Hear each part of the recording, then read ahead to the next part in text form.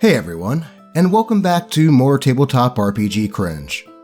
In today's episode of D&D Horror Stories, we have a tale about a murder hobo that never seems to get any comeuppance, a story about a player that learns that it's best to think before you leap, and much more. So, let's get into it. And just a note on this first one. The following story is actually an update to a story I read earlier this week in this video here. So if you would like to go watch that one first before this one, I'll post a link to that video in the description. But with that said, let's get into it. Player Joins the BBEG, Part 2, by Reddit user Throwaway D&D. An update for anyone curious. The story involves me, the DM, and Warlock, the problem player. So we played another session after the big betrayal cliffhanger of the last game. In the time between, I worked with the Warlock to help him come up with his new character and how he would fit into the campaign. He came up with a massive world and lore-changing background tied to the Great Old One, where he was raised in a secret church as their mighty warrior for the Great Old One. He's a barbarian.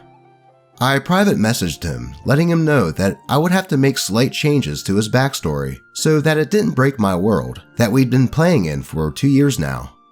He simply responded with quote-unquote K to my edits. It was simple things like, no, your character didn't walk into an ancient red dragon's lair and confront him to learn his powerful secrets. You're level 9. I kindly changed it to him going as part of an adventurous group, hunting an injured dragon instead. And no, you're not an ancient prophesized hero who is destined to destroy the Great Old One. The party is trying to do that together. Then, the next session began. I picked up where we left off, with the BBEG questioning the Warlock and giving him a task to further the goals of the Great Old One. Suddenly, he doesn't want to do that and wants to go home to his sick parents, who he had made his pact to save, and make sure that they're okay. I'm trying to set him up to run into the party down the line, like he asked for, but he's resisting every opportunity. The BBEG begrudgingly agrees to let him see his family first, but not to keep him waiting. Damn warlocks and their high persuasion rolls. After that, I cut back to the party as they search for answers and make their way back to the nearest town to rest for the evening. I set up a situation for them to run into the Warlock's new character in town, but the party takes their time getting there. They need to sell stuff and shop and divide the loot from the dungeon crawl. The party split up in town and each group got 10 to 15 minutes of roleplay before I moved on to the next group. We do this often in towns and everyone enjoys the small chances to roleplay. Finally, Warlock's Barbarian makes an appearance where he shows up in the tavern, drunk, and attempts to join up with the party to help take down the Great Old One. Almost immediately, he goes into his backstory about how he was raised by the Church of the Great Old One to be their weapon, but he escaped and wants to bring down the church with their help. The party roleplays some introductions and tavern conversation, while Warlock sends me a private message. He says that I made a mistake in the conversation with the BBEG trying to give him another task, and that when he gets home, he's supposed to find his parents dead. This is all supposed to tie back into his redemption arc, supposedly, where his patron redacted the cure that he gave his parents because he felt betrayed. I explained that his patron has no reason to feel betrayed, and that he actually proved his loyalty by joining up with the BBEG, and that the patron is very happy with him, even rewarding him with a new power as a feat. He snapped back that that doesn't work, and that unless I validate his character's betrayal by killing his parents, then he won't have any reason to continue his redemption arc. He went on to say that the party won't accept him back unless he had a good reason to betray them in the first place, and that the game is less fun when the party is split. They need to know that he lost his parents trying to appease his patron, and that it sent him over the edge. I reminded him that he intentionally split the party, and that his character isn't right, and that killing his parents now won't make his choice to betray the party any more valid. I explained that I tried to give him the opportunity to run into the party later and then make amends, but that would mean admitting that a mistake was made, not doubling down on his character having done nothing wrong. After the party finished their introductions, the Warlock disconnected, stating that he had an early class in the morning. The rest of the group roleplayed through some drunken shenanigans, and we all agreed on the next time we would run a session. Honestly, I'm so exhausted trying to make this sudden betrayal work, while he fights me at every turn because he needs to be right. I don't want to remove him from the game, because we've all been such good friends for years now, and he's even dating my girlfriend's best friend, who are also part of the party, so that would make things uncomfortable. I just want him to think on our private conversation and make amends with the group. TLDR. Warlock attempts to retract and justify his betrayal while leaving the door open for a reconciliation, but only if he's in the right and did nothing wrong. Edit. For some clarity on his sudden change of heart. Basically, as he explained it to me between sessions, his character has some inner turmoil, where as part of his redemption arc, he feared that going against the Great Old One would endanger his parents, thus, my parents are dead, so I'm right, and hoped to appease his patron by teaming up with who he viewed as an ally to his patron. With this as his explanation for the betrayal to me, he intends to force that his parents are dead, and thus prove his character's choice was valid. Damn, and the way that last part ended sounded so hopeful. At this point, Warlock is just showing signs of wanting to be the main character. Wait, no, scratch that. Characters of this game, especially if the backstory for his barbarian is anything to go by. If I were OP at this point, I would just tell him that the Warlock character is now just going to be fully controlled by the DM, as when he made that character join the BBEG, that was Warlock basically retiring that character. You've been more than willing to placate this player by at least letting him roleplay the Warlock on the side, but at this point, it's making it more of a pain for you than anything. Just tell the player that it's putting a lot of burden on you, on top of already having your hands full with running a campaign, and that you're putting your foot down. At least, that is what I would do in this situation. So, what do all of you think? What would you do if you were in OP's shoes? Let's move on. GM's girlfriend makes the entire party miserable. By Reddit user Tharkon140. Here's something that happened a few years ago, but I still feel like writing about it because of just how funny it seems in retrospect. I was playing Savage Worlds with a group I GM'd for in another campaign, and one of the players, who I thought was perfectly normal in my campaign, turned out to be less than pleasant to play with. I'll call him GM's girlfriend, because I think it's the usual term for the kind of favoritism he received, and for another reason that I'll get to later. Right away, GM's girlfriend took advantage of GM's ill-thought homebrew mechanics by making an overpowered character with absurd damage output, durability, and charisma. This involved spending all of his starting money on an ultra-powerful katana, and the first hour of the first session had to be spent on him getting some clothes, because he would otherwise walk everywhere in a barrel and embarrass our whole party from literally the first scene of the game. But hey, there's nothing wrong with making optimal characters, right? At least he would be useful to the party, right? Well, he certainly killed more things than the rest of the party combined, but he was sadly playing a murderous idiot who always ruined everything for us in the end. Our first major battle involved him nearly getting killed by a goblin shaman that he pointlessly picked a fight with, and it ended with me having to run up to save his butt. He complained about me taking my time or something, and the moment my character's back was turned, he would enter the goblin village and slaughter everyone inside, including the women and children. Jeez, did he also have an aversion to sand? It was a pointless atrocity which would have dire consequences, for my character only, because nothing bad could really ever happen to GM's girlfriend in that campaign. No, a goblin survivor hunted down my character specifically and set up a death trap scenario where only GM's girlfriend could save me, for whatever reason. Sometime later, we would go undercover and try to complete a detective-like mission in a large city. GM's girlfriend would naturally pick a fight with some thugs and starts slaughtering them in broad daylight, with me having to save him from the crime boss, who would have otherwise possibly killed him. The GM would later have our party arrested and flogged nearly to death for our crimes, except the Murderhobo himself, who got off with a slap on the wrist. We had to spend a few days licking our wounds, during which the GM had some random NPC storm into our room and lecture my character about how awesome the GM's girlfriend was, and how I obviously was jealous and attention hungry for pointing out his various evil acts.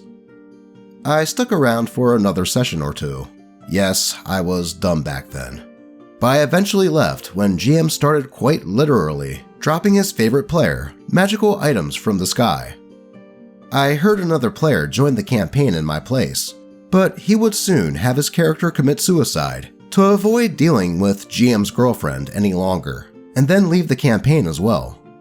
Later still, me and another player would run a one-shot where we played as goblin survivors of that village massacre and killed our characters from the original campaign, starting with the Murderhobo guy. To this day, it's still the most cathartic session I've ever experienced in role-playing, period, and the canon ending to that campaign as far as I'm concerned.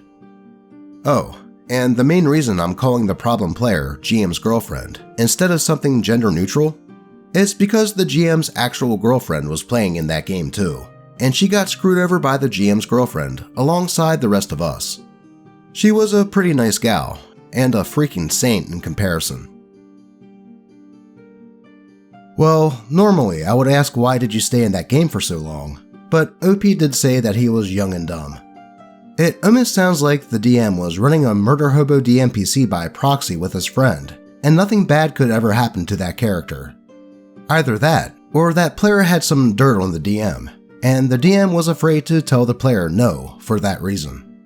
At least it sounds like OP did get some recompense in form of another game, where GM's girlfriend's character got his comeuppance. Let's move on to the next one. DM did not let me use inspiring leader feat because I didn't hold a good speech. By Reddit user D&D Hero Guy. My last session, I wanted to use the inspiring leader feat to give us some temporary hit points before heading into a cave. The DM asked me what I say to inspire the team, but I am very shy and asked if we can just pretend that I held a speech. The DM said no, and that I have to describe how I inspired the team, so I tried to hold a speech, but got very shy and embarrassed, and I botched a lot of my words because of how stressed I got with the whole table looking at me. At the end of it, my DM didn't let me use the feat because no one would feel inspired after a speech like that. I feel really embarrassed and ridiculed, and I don't want to play in the following session. I felt like everyone judged me because I messed up and no one got any extra temporary hit points. I really like the game outside of this. Everyone has been so nice, but I don't understand why I can't just pretend to hold a speech. Yeah, that is messed up of that DM to do something like that to a player, especially one that they know is a shy person. I mean, sure, ask if the player wants to do that, as it can do a lot to help with roleplay, but requiring it is not the way to go. It would be akin to requiring a bard player to actually play an instrument at the table.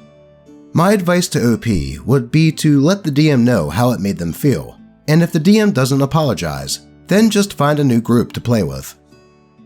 And before we move on to the next one, if you're enjoying the video, I hope you consider giving it a like, and subscribing if you have not done so already. If not for the stories, then how about for a Super Simba close-up?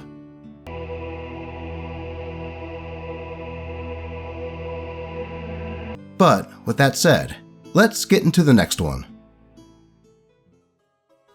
A player learns the hard way that going full Leroy Jenkins doesn't always work. By Reddit user, The Red Fang. This horror story happened 2 days ago, and doesn't end as you would expect it to. I was DMing on a public play-by-post roleplay server. A player, let's call her Jacqueline, was taking on a solo mission with a pretty low-level character. I warned her that she could have had some problems completing the mission if she went by herself, but she was stubborn and trying anyway, so I let her do it. The mission was stopping a small gang of weapon traffickers that were stealing armaments from various shops in the area and selling them to criminals. She reached the quest area, and I, just for flavor, described a small gang of armed criminals laughing and having a smoke in the middle of the town square. They were just there to show that the weapon trafficking was actually a thing, and didn't plan for them to attack her. As to dissuade Jacqueline from actually attacking them, I described them being armed to the teeth, with swords, flintlock guns and rifles, bombs, etc. We're in a pirate roleplay, so these kinds of weapons exist. Jacqueline could have just left them there and proceed, as they were no immediate threat. But she had other plans. She had her low-level character, a fighter, attack the criminals head-on with no strategy whatsoever. She was outnumbered, and the criminals had some pretty decent weaponry on them. Now, I'm a fair DM, but when my players make this kind of mistake, I punish them quite severely. So, with 2 bullets in the leg, down went her character. She asked me if she could dodge the bullets, to which I tell her no, as her character was just a regular human. Then, her big thing. She had another one of her characters, a level 2 rogue, pop out of nowhere and rescue her fighter. I let it slide, but only because she used the same strategy and still hadn't realized that going full Leroy Jenkins would not work. So, I immediately defeated her other character as he was charging the criminals from behind. Jacqueline went ballistic. She began to swear at me, calling me an asshole and saying that I power played, but another admin appeared before I could say anything and clarified that it was all her fault. She didn't have to get in this fight, which I had made abundantly clear that she would lose by saying she was not only outnumbered, but also that the criminals were armed to the teeth. She relented, and I decided to consider the incident more like a lesson rather than an outburst. I simply told her that sometimes charging head-on could not solve every problem, and to be more careful about the fights she picks and how to win them. She appeared to have taken my advice, as she asked to redo the mission yesterday, and didn't pick useless fights and focused more on strategy in those she ended up in. So yeah, remember folks, trying to smash your way through a door doesn't always work. Sometimes you have to pick the lock. Dude, I like that analogy, and I'm totally going to steal it to use myself. But with that aside, what was Jacqueline expecting to happen when she rushed into those bandits with all of those weapons? That she would be able to neo-dodge the bullets and do backflip karate moves to defeat all of them? Did she really expect the DM to allow her to bring in her other character to Deus Ex Machina her out of that situation? At least it sounds like she learned her lesson, and is a bit more mindful of the dangers that can be present in tabletop RPGs. And that is all we have time for today. As always, I appreciate all of you, and may all your rolls be natural 20s. Until next time.